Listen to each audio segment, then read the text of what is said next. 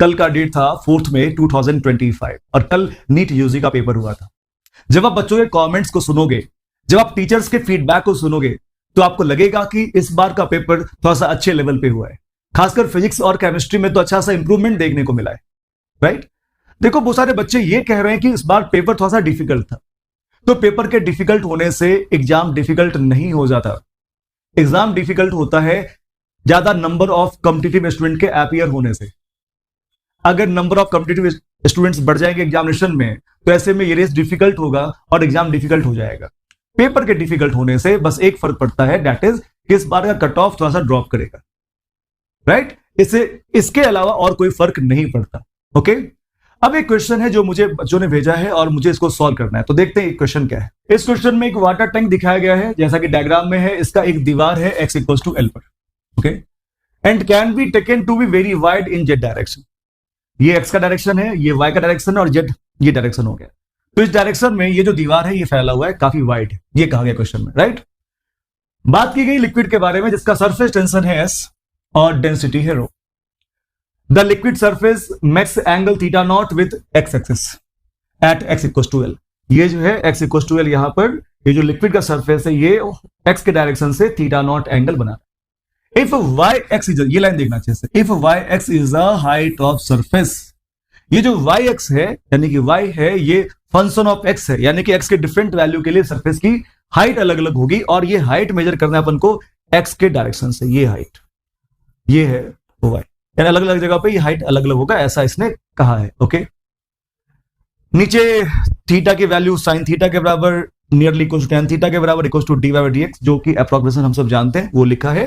और g is the acceleration due to gravity, ये बताया गया। 4 ऑप्शन है और इसमें से एक ऑप्शन जो भी सही होगा अपन को चूज करना है। So this is the question. एक बार मैं सिचुएशन को दोबारा ड्रॉ कर लूं, तो सबसे पहले मैं यहां पर एक काम करता हूं, ये हो गया y का डायरेक्शन और एक ये हो गया x का डायरेक्शन, राइट।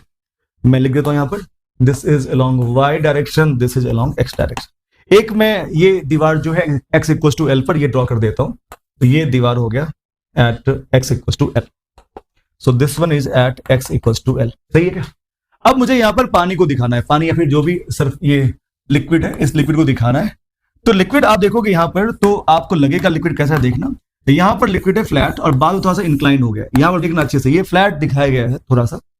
तो अपन भी यहां पर लिक्विड को पहले रखेंगे फ्लैट, बाद में थोड़ा सा उसको ऊपर इंक्लाइन कर देंगे ऐसे। और ये जो एंगल यहां पर दिखेगा, यहां पर ये एंगल θ0 इस तरीके से दिखाया गया। ऑब्वियसली θ0 काफी स्मॉल है, ये मेंशन किया गया क्वेश्चन।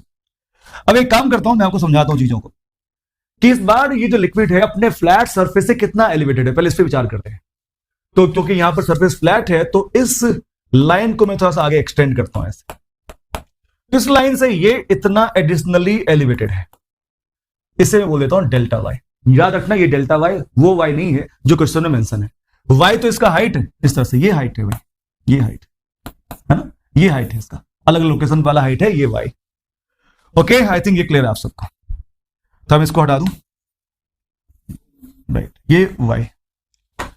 अब मुझे बताओ कि ये एलिवेशन क्यों है। तो ये एलिवेशन है लिक्विड के सरफेस टेंशन के कारण। सरफेस टेंशन यहां पर इस दीवार से इंटरेक्ट कर रहा है, जो सरफेस टेंशन की प्रॉपर्टी है, इसके कारण जो लिक्विड के मॉलिक्यूल्स हैं वो इस दीवार के साथ इंटरेक्ट कर रहे हैं और ये यहां पर एलिवेशन आपको देखने को मिलता है।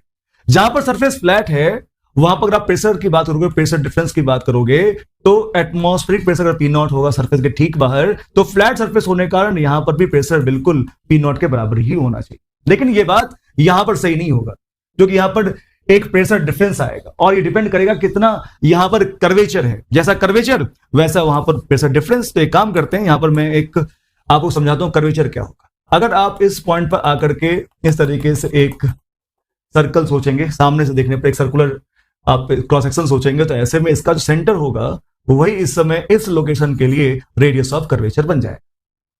और अगर आपको यहां पर रेडियस ऑफ कर्वेचर मालूम है तो प्रेशर डिफरेंस आप यहां बता सकते हो कि सरफेस के ठीक बाहर प्रेशर अगर P0 है तो ठीक अंदर प्रेशर हो जाएगा P के बराबर, और P की वैल्यू हो जाएगी P0 माइनस S/R। R क्या है यहां पर, रेडियस ऑफ कर्वेचर। S क्या है यहां पर, सरफेस टेंशन, जैसा ये क्वेश्चन में मेंशन है, ये S। सही है क्या, ये लिख दिया मैंने। अब एक बात देखते हैं कि जो कि ये लिक्विड स्टैटिक कंडीशन में है, तो जो प्रेशर इस लाइन पर होगा वो हर जगह सेम होना चाहिए क्या। तो यहां पर प्रेशर हो जाएगा पी नॉट। इसीलिए मैं इस लाइन में यहां से यहां जा रहा हूं, ऊपर से नीचे जा रहा हूं और इक्वेशन लिख रहा हूं प्रेशर का। फिर से देखना, प्रेशर डिफरेंस दिख रहा हूं इस पॉइंट यानी लिक्विड के अंदर यहां से यहां जाने के लिए। तो प्रेशर यहां पर P है भाई, तो P प्लस नीचे जाएंगे तो प्रेशर बढ़ेगा, that is rho g delta y equals to P naught होना चाहिए।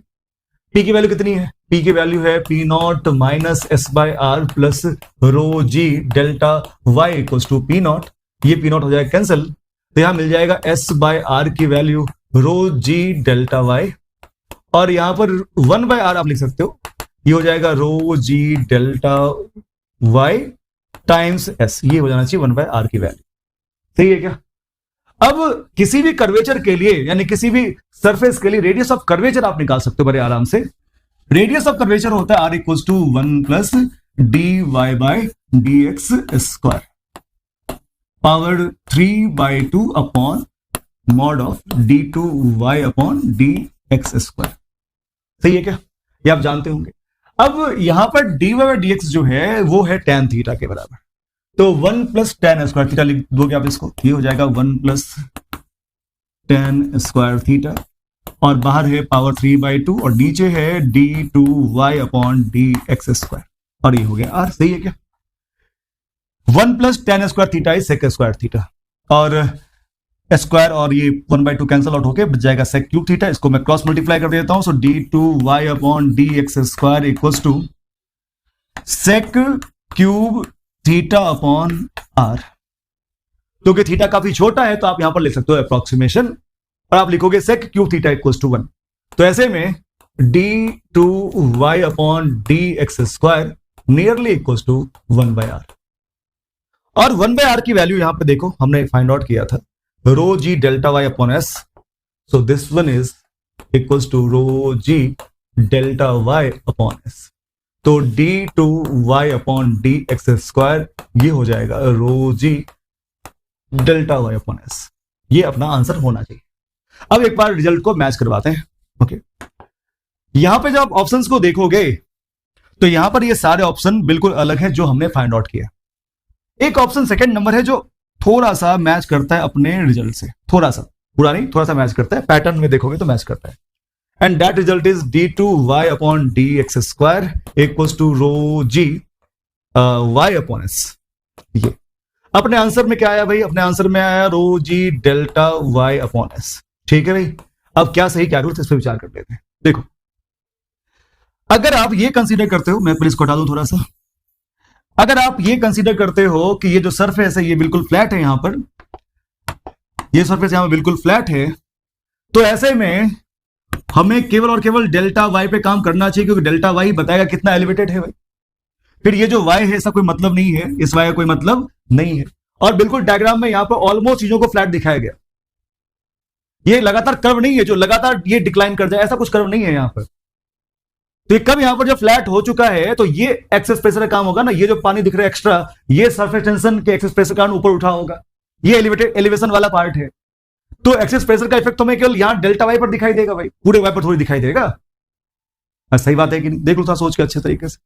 तो ऐसे में ये डेल्टा वाई यहां पर सही हो जाएगा, लेकिन वाई कब सही होगा भाई? मान लो वाई सही है, आंसर सही है अपन का, और क्वेश्चन को चेंज करना हो, मतलब आजकल तो ये भी काम होता है कि आंसर कैसे मिला देना अपन को। तो अगर आंसर को ही मैच करवाना है तो फिर क्वेश्चन के अंदर क्या चेंज होना चाहिए? अरे नहीं हो, आंसर मैच करवाना भाई, आंसर हमेशा सही होता है, क्वेश्चन थोड़ा सा चेंज हो जाए, थोड़ा क्वेश्चन को एडजस्ट कर लो और आंसर मैच करवा लो, उस समय की बात कर रहा हूं मैं, क्योंकि वो तो ज्यादा आजकल फोकस में है भाई, आंसर मैच करना चाहिए। उस हिसाब से आप कंसीडर करो कि ये जो डायग्राम बना है वो ऐसा नहीं है, ये बिल्कुल इस तरह से डायग्राम है, कोई कर्व सा, और ये जो दिख रहा है कर्व, ये जो है लगातार नीचे फॉल करता जाएगा, और फॉल करते करते कहीं ना कहीं एक्स को टच कर रहा होगा, इस एक्स एक्सिस को मीट कर रहा होगा, और जहां पे ये एक्स एक्सिस को मीट कर रहा होगा वहां पर ये एक्स एक्सिस के पैरेलल भी हो जाएगा। इतना कुछ लिखा नहीं है क्वेश्चन में, लेकिन आप ऐसा मान लो भाई, क्या दिक्कत, ऐसा इसको मान लो। तो एक तो ये बात हो गई, अगर आप ये मान लोगे तो ऐसे में ये जो दिख रहा है आपको वाई, ये वाई वाला पार्ट बिल्कुल सही हो जाएगा, इसमें कोई दिक्कत नहीं है। तो ऐसा मानने से अपना काम हो जाता। तो अगर आप ये मान रहे हो तब तो ये आंसर रो जी वाई अपॉन एस वाला सही है, लेकिन अगर डायग्राम में अगर आपने इसको फ्लैट सरफेस दिखा दिया तो फिर मैं तो इसी सरफेस के हिसाब से इसे मैं एक्स्ट्रा एलिवेटेड पार्ट मानूंगा और यहां से मैं इसको सॉल्व करूंगा।